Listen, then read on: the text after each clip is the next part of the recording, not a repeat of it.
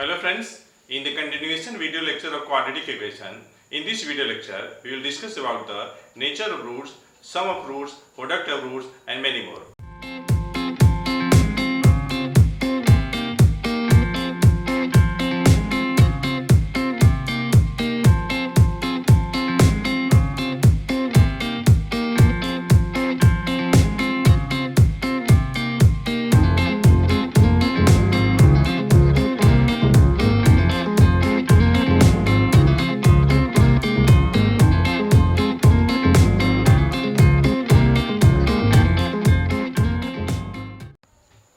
तो फ्रेंड्स हम लोग सेशन को स्टार्ट करते हैं।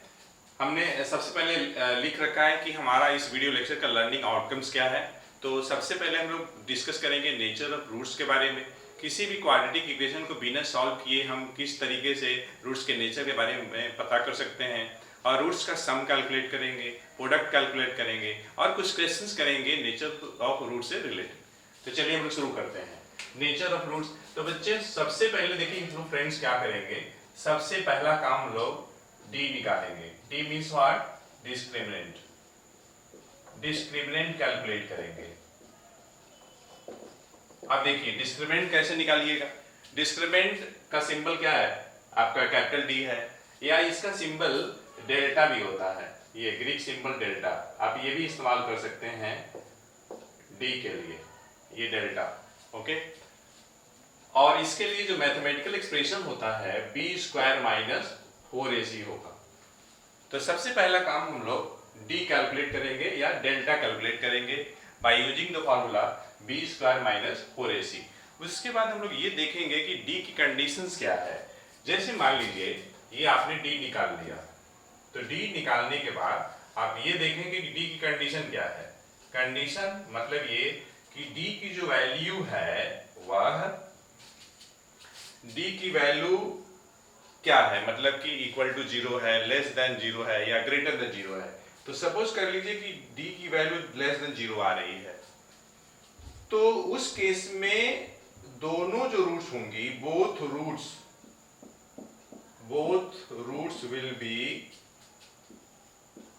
रूट्स विल बी इमेजिनरी होगी। इमेजिनरी, दोनों रूट्स इमेजिनरी होंगी, और दोनों का दोनों जो रूट्स होंगी कंजुगेट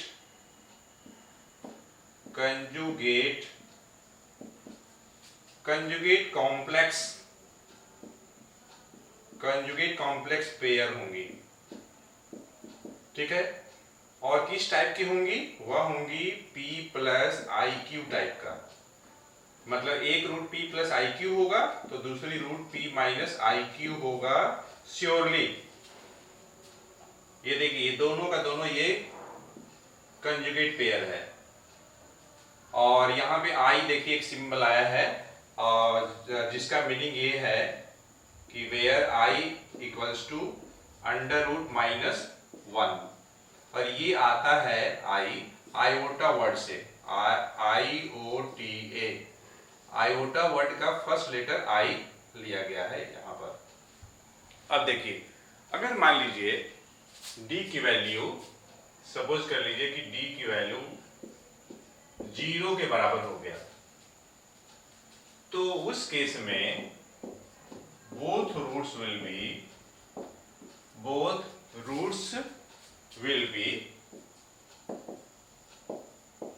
बी रियल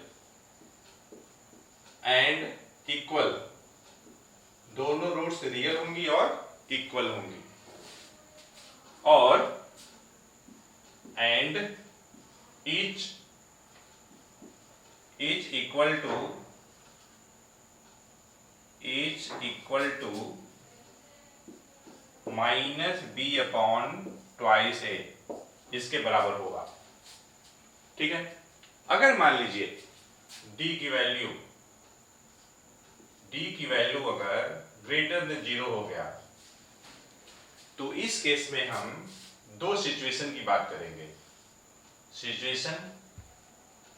एक सिचुएशन ऐसी होगी जिसमें कि डी जो हो वो डी अगर मान लीजिए आपका परफेक्ट स्क्वायर हो गया, परफेक्ट स्क्वायर। परफेक्ट स्क्वायर अगर हो गया तो दोनों जो रूट्स होंगी, बोथ रूट्स, दोनों रूट्स क्या होंगी, रैशनल होगी और अनइक्वल होगी। Both roots will be rational and unequal. Rational and unequal.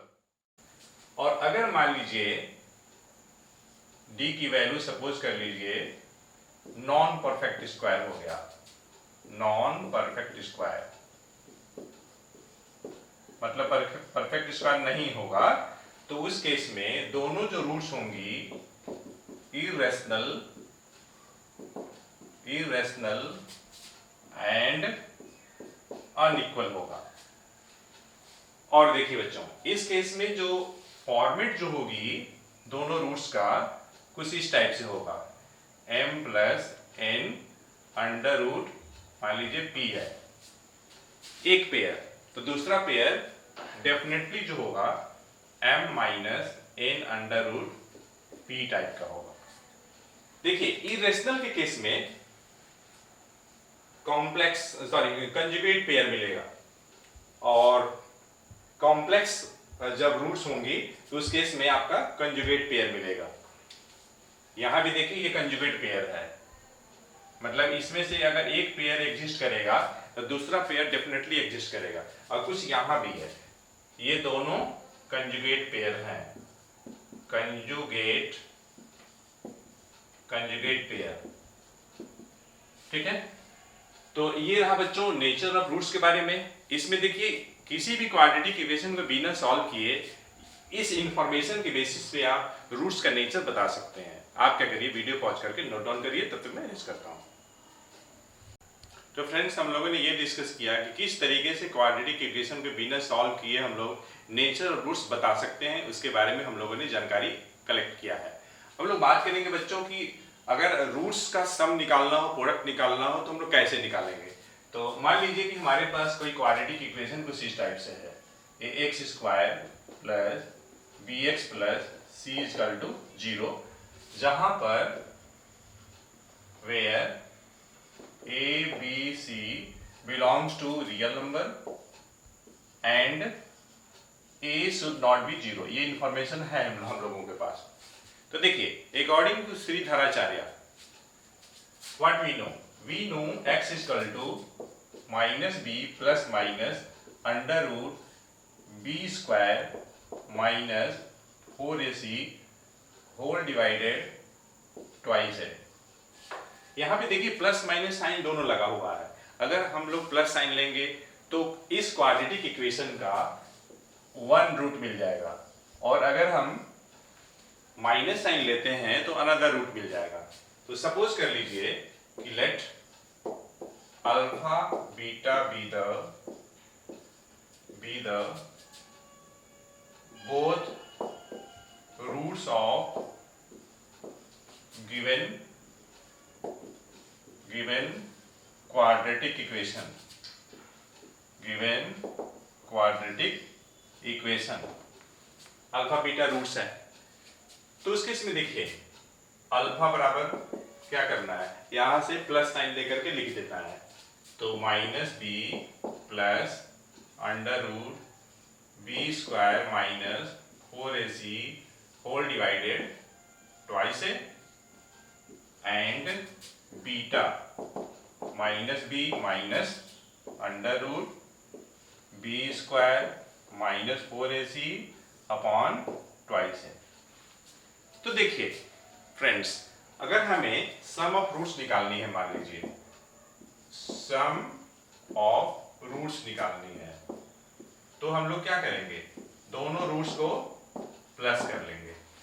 ये देखिए ध्यान से देखिए, अल्फा की वैल्यू ये है, ये बीटा की वैल्यू है, दोनों को आप ऐड करिएगा, आप खुद से कर लीजिएगा, मैं डायरेक्ट लिख दे रहा हूं। तो ये आएगा माइनस बी अपॉन ए आ जाएगा। यहां पे b क्या है, कोफिशिएंट ऑफ x है, कोएफिशिएंट ऑफ x है इस क्वाड्रेटिक इक्वेशन में, और a क्या है, A is the coefficient of x square, coefficient of x square. In a just similar manner, friends, if you want to calculate product of roots,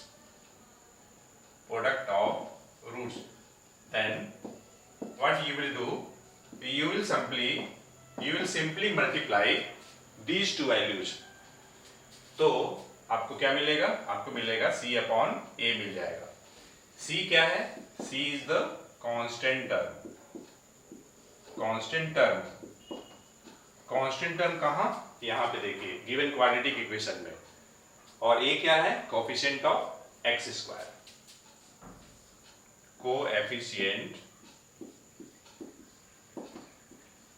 coefficient of x square. तो ये हम लोगों ने friends discuss कर लिया nature of roots के बारे में, सम ऑफ रूट्स के बारे में, प्रोडक्ट ऑफ रूट्स के बारे में. हम लोग डिस्कस करेंगे कुछ questions related to nature of roots. आप क्या करिए, वीडियो पॉज करके नोट डाउन करिए, तब तक मैं अरेंज करता हूँ. तो फ्रेंड्स हम लोगों ने नेचर ऑफ रूट्स से रिलेटेड कंसेप्ट को समझा है. हम लोग क्या करेंगे, क्वेश्चंस करेंगे कि ताकि कंसेप्ट और ज़्यादा क्लियर हो. तो हम लोगों ने क्वेश्चन जो लिया है ये हमारा क्वेश्चंस है जिसमें कि हमें नेचर ऑफ रूट्स को डिस्कस करना है इक्वेशन को बिना सॉल्व किए हुए. देखिए सबसे पहले हम क्या करेंगे, इसमें से मैं कोई क्वेश्चन कर रहा हूँ, मान लीजिए मैं फर्स्ट ही कर रहा हूँ. तो इसमें आप क्या करिए कि सबसे पहले आप जो है वैल्यू रख लीजिए. a कितना है? a कितना है? यहाँ पे 1 है. और आपका b कितना है? b आपका देखिए 5 है, b 5 है. और c कितना है? 4 है. कंपेयर कर लेना है. किससे कंपेयर करना है? तो आपको कंपेयर करना है जो स्टैंडर्ड फॉर्म होता है क्वाड्रेटिक इक्वेशन का, ax square plus bx plus c equal to 0 से कंपेयर कर लेना है जो भी इक्वेशंस दिया हुआ है. उसके बाद आप क्या करेंगे, d निकालेंगे, डिस्क्रिमिनेंट निकालेंगे. कैसे निकालेंगे? तो आप फार्मूला लगाएंगे b square minus 4ac. b कितना? 5 है. 5 का स्क्वायर 25 माइनस 4 इंटू a कितना है? 1 है. c कितना है? आपका 4 है. तो ये देखिए 25 और ये 4 इंटू 4 इंटू 1 16 हो जाएगा.